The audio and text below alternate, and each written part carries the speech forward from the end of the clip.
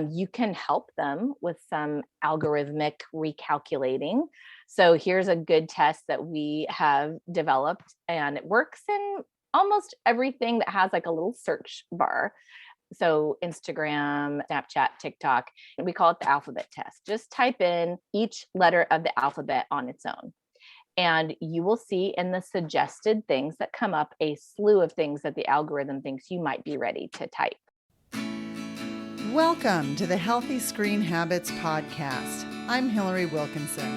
Whether you're starting your parenting journey with a newborn or looking to connect with your teen on technology, let's learn some new healthy screen habits together.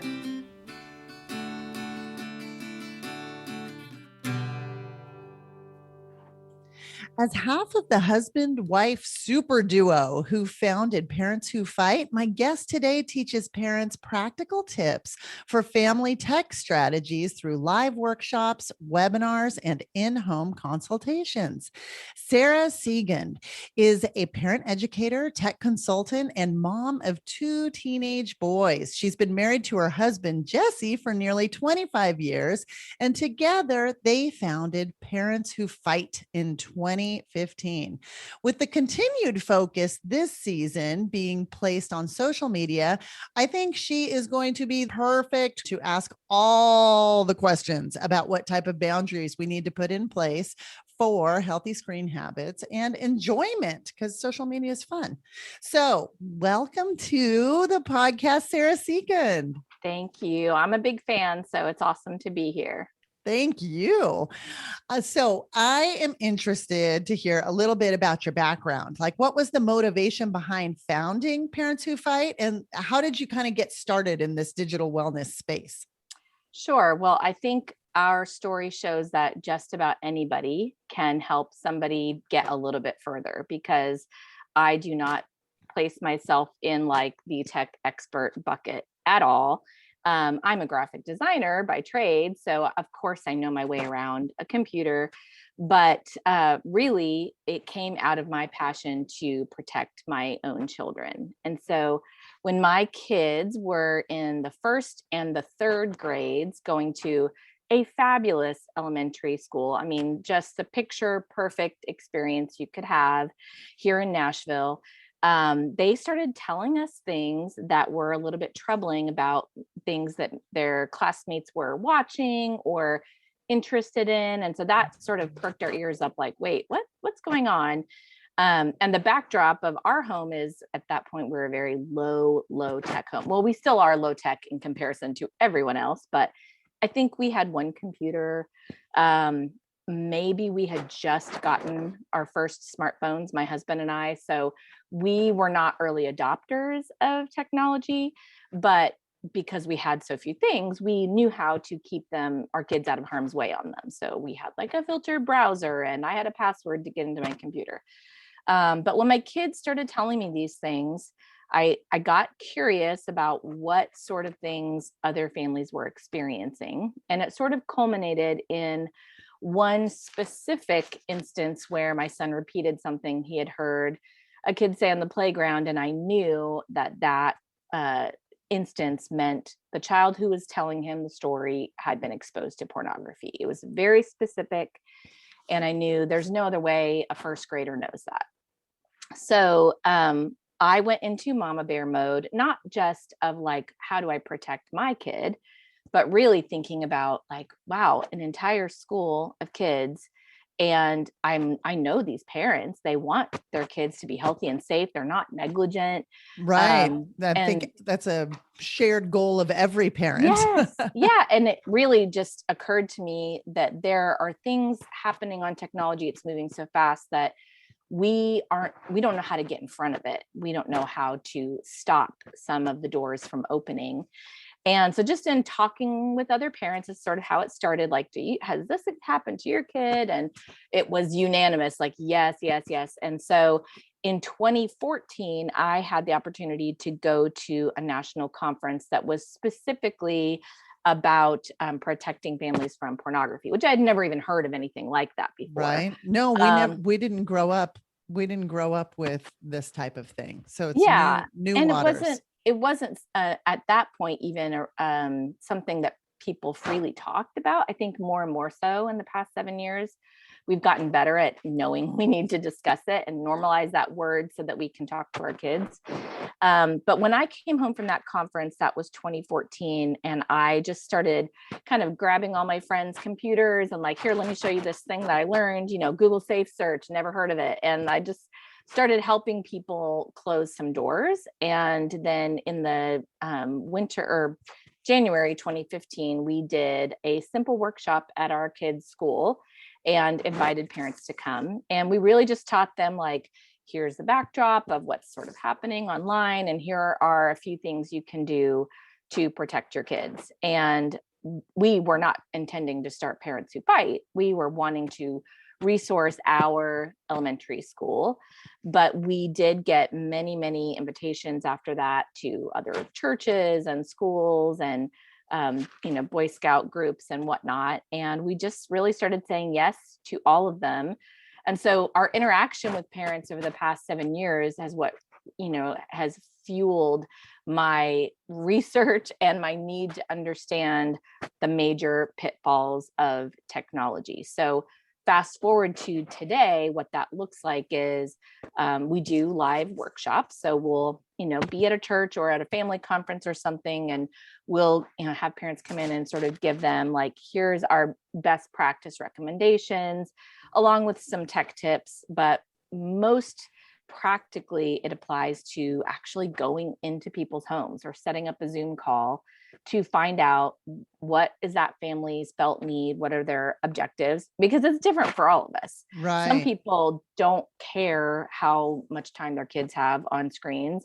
And I'm not necessarily in their home to judge that and tell them their kids have too much time. I'm there to give them the tools to know how much time their kids have so that they can make an informed choice on if they want to limit something with a time restriction. And then I show them how to do that. Right. So the mission of Parents Who Fight is to help parents protect kids online. And by going in and doing all of this, is that how, I'm just wondering, like, how do you recommend parents start setting boundaries around family tech? I mean, if you're lucky enough to have very, very little ones, your first objective is just really modeling it well. Now, we can all do that, and we all should be doing that, making sure that we understand how we're using technology and what strongholds are there that keep us, addicted or coping with it or whatever. Obviously, modeling is so important at every stage of parenting because your kids are always watching you. Right. Sponges. Yes. But, beyond that, we really encourage, which this is a totally free tip, costs you no money, to delay deeper levels of technology. So that includes the smartphone, gaming systems, and social media.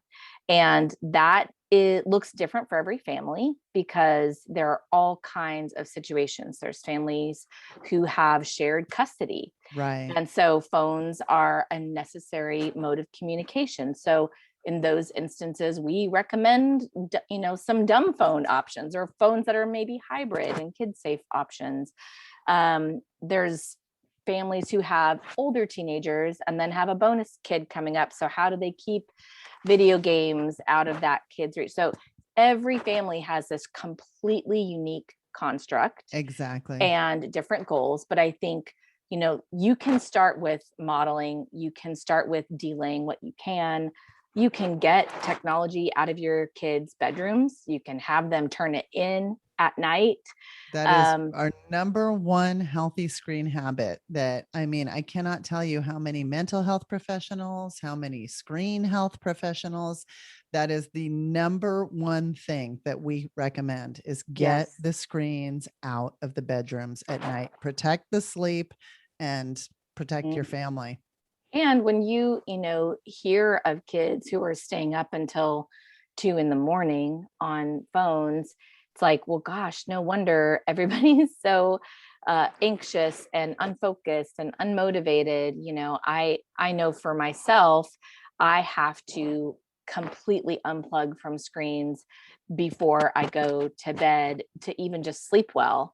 Right. And obviously, because I'm a graphic designer, I personally have all kinds of weird dreams when I've been on technology too much, where I'm like running in a Photoshop menu and I can't get out of it. And that's usually like the telltale sign. Sounds like Tron.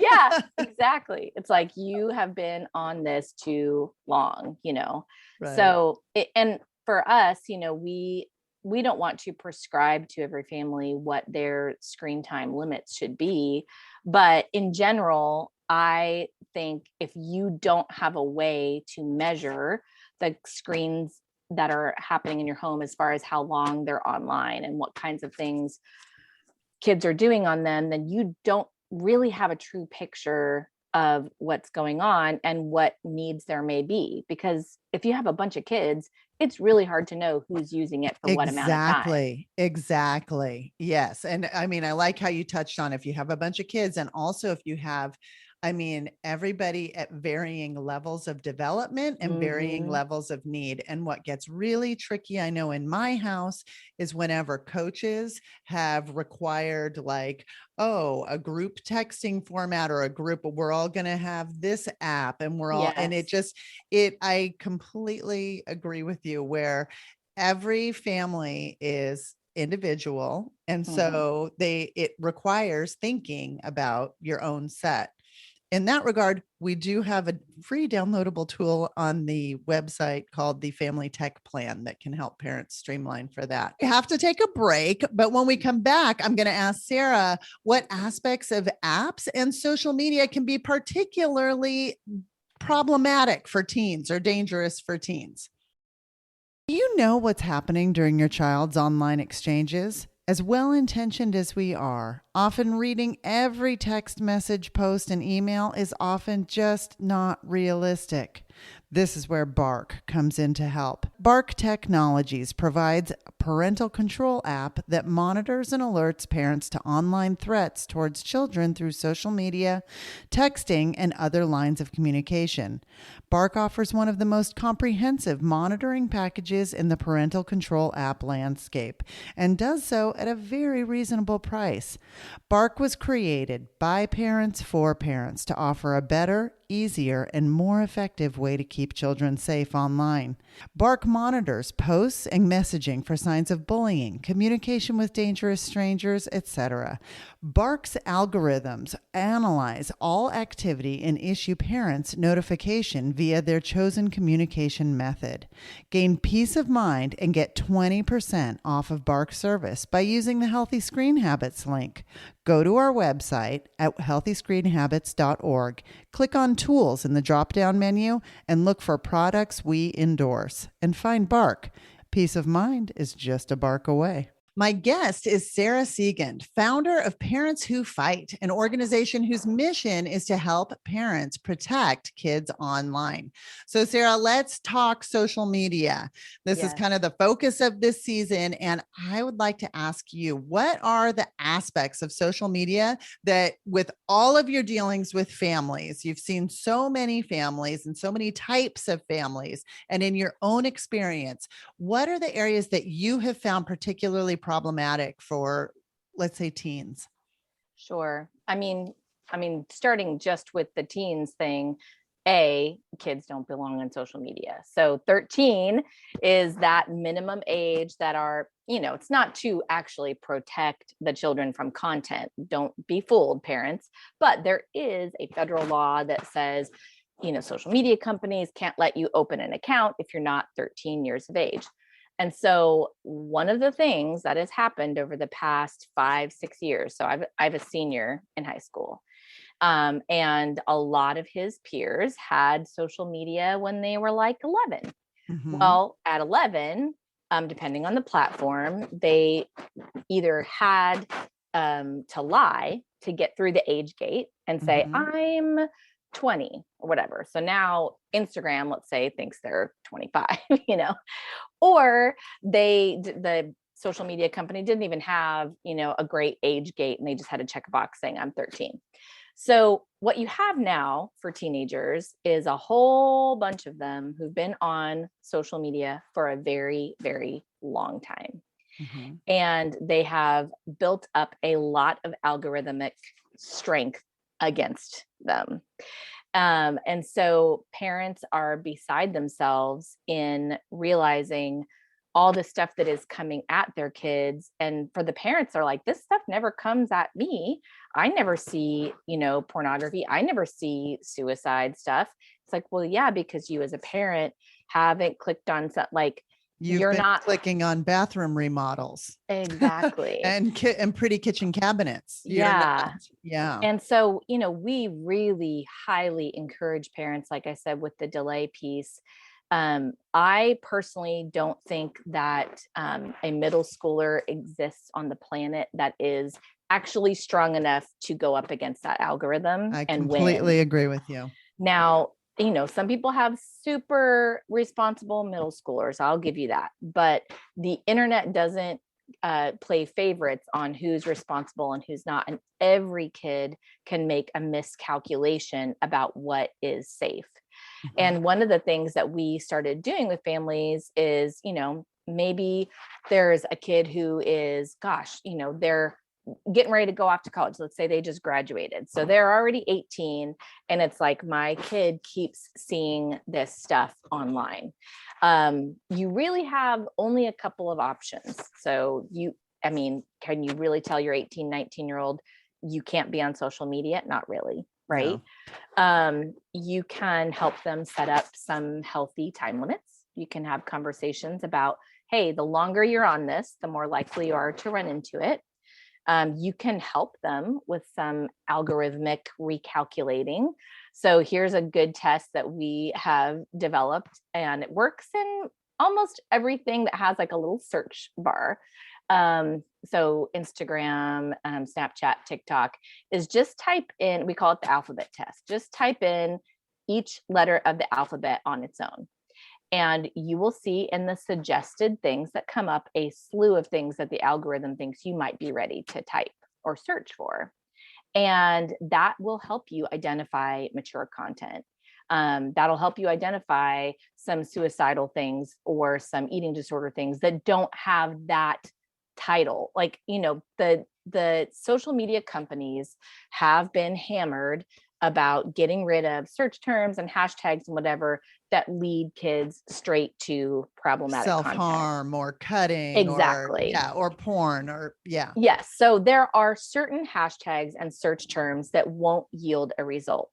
But all a kid needs is to know the name of some TikToker who has, problematic content, and their name might be, I don't know, Daisy Girl, something like that.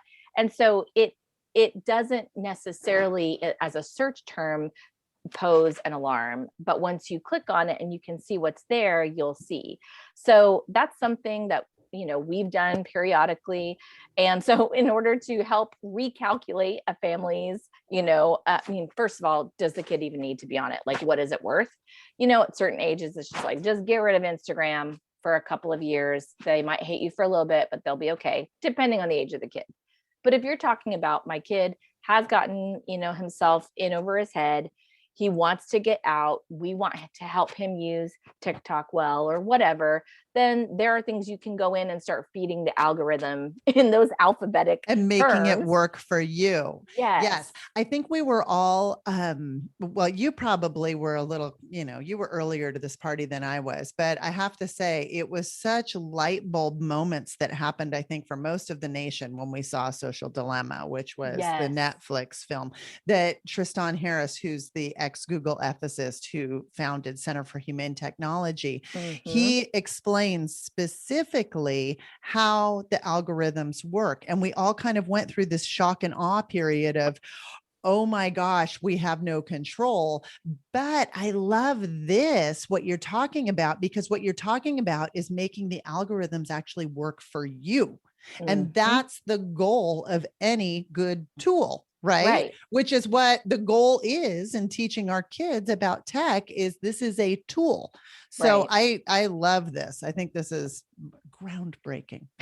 Hopefully. And I think parents start small. If your kid is interested in social media and they're of an age, right, to have social media, it's not their decision, it's parenting decision. This is like, are you going to drive?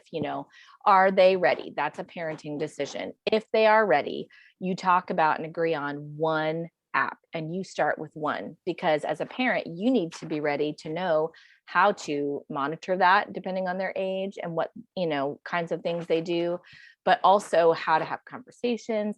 So parents, do not just give your kids the keys to the app store and say, get what you want. Right. We go into a lot of homes where the parents are like, yeah, I don't think they have Snapchat. I don't, they get their kid's device for the day. Their device is on the counter with me, kids at school, mom's there. And lo and behold, they do have all this stuff, and it's hidden in a folder on their phone, and the parent didn't realize. So that's something that we would encourage parents to really look at is, man, the influence you give away when your kid gets social media should not, you need to look at that soberly, because you can't underestimate how much influence you are giving away, because you're giving them the whole world. And you want to make sure that you as a family are prepared for that you as a parent are not going to freak out when your kid comes across something, because they are going to. Right. So, it's not an if, it's a when. Right. So is it a fit for 13-year-olds? I have a hard time with that.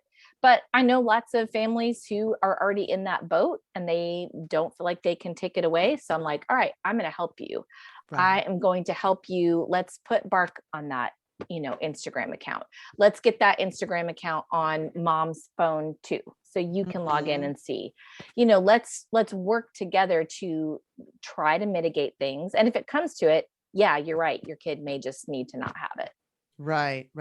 And it's hard because we know that when kids run into problems, i.e. like cyber harm online, only 12% of teens will come to parents for help.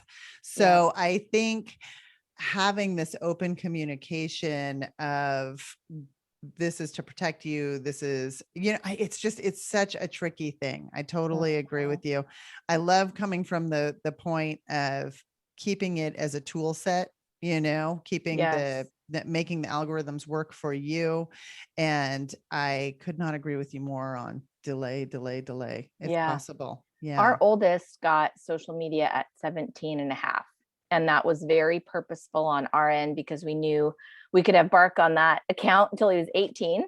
And we needed some months of those notifications to be able to see where he was strong and where he was weak. That was very important to us. But we knew that when he was younger, he really wasn't ready for it. And so we made him wait till he had a purpose for social media. And it couldn't just be, I'm the only one who doesn't have it. That's not a purpose.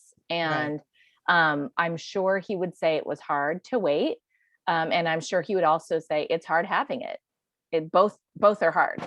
Right. And you're learning you're training them to learn how to use it well as an adult if they choose to, but also giving them the freedom to not use it if it's harmful or if it's not something that they enjoy. Right. Okay. We have to take a short break, but when we come back, I am going to ask Sarah Siegand for her healthy screen habit. Hi, I'm Amy Adams from Healthy Screen Habits. I have the privilege of running book club. And we invite you to join us each Friday over on Instagram at Healthy Screen Habits, where we discuss books that will help us create healthy screen habits for a balanced life. We have a book that we do every couple months, and we hope you'll join us and enjoy and learn and grow with us. My guest today is Sarah Siegand, who is an active advocate for families and digital balance with her organization, Parents Who Fight. So I follow Parents Who Fight on Instagram. And I think about a week ago, I saw Sarah introducing this idea that will spread joy and awareness and simultaneously give parents this huge pat on the back for doing a great job. I love this idea. I think it's what's missing from our world. I have to share it. Can you tell everyone about these? I'm calling them tokens of happiness. Oh, yes, I love it.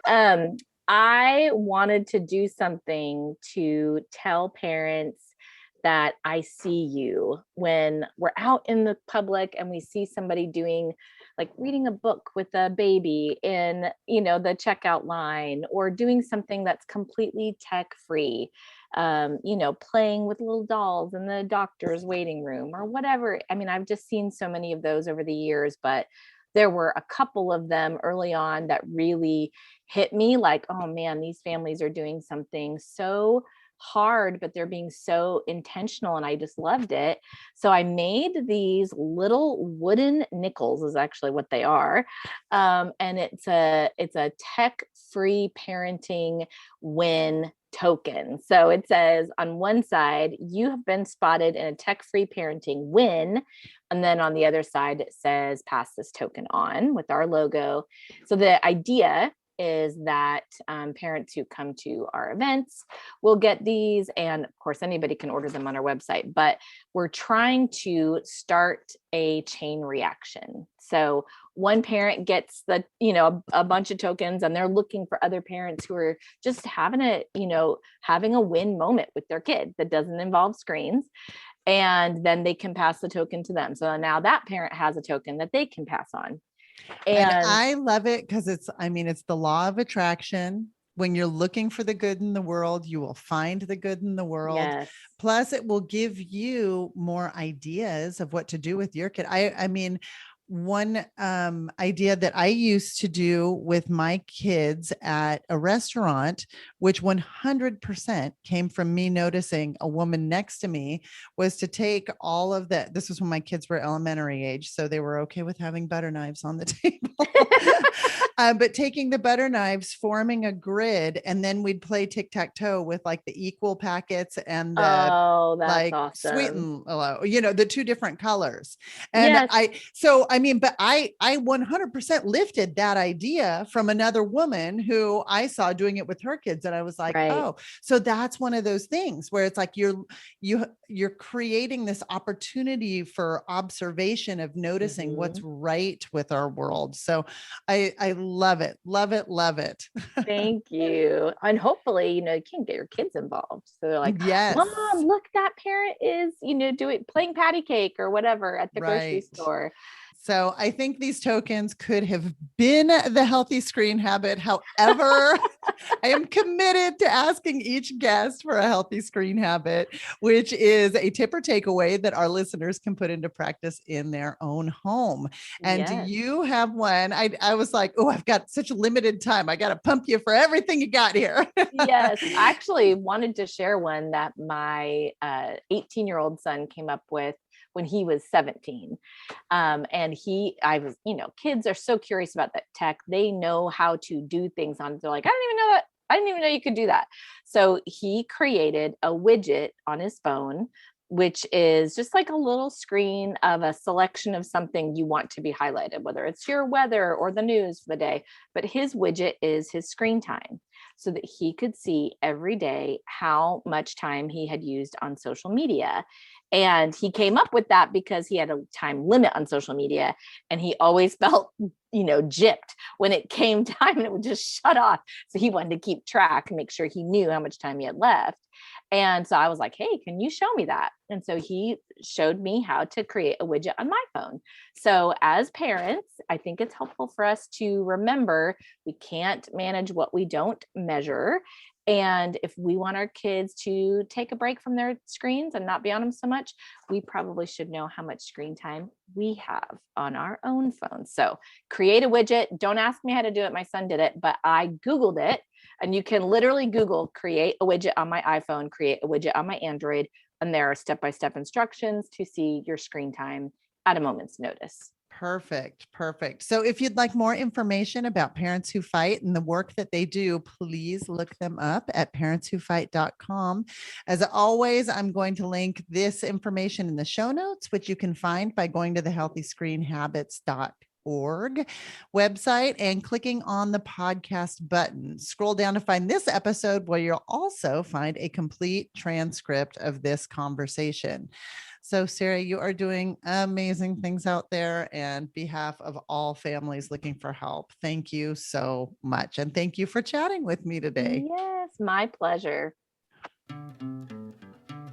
For more information, you can find us on Instagram and Facebook at Healthy Screen Habits. Make sure to visit our website, healthyscreenhabits.org, where you can subscribe to the show on Apple Podcasts or via RSS, so you'll never miss an episode. It's free, it's fun, and you get a healthy new screen habit each week.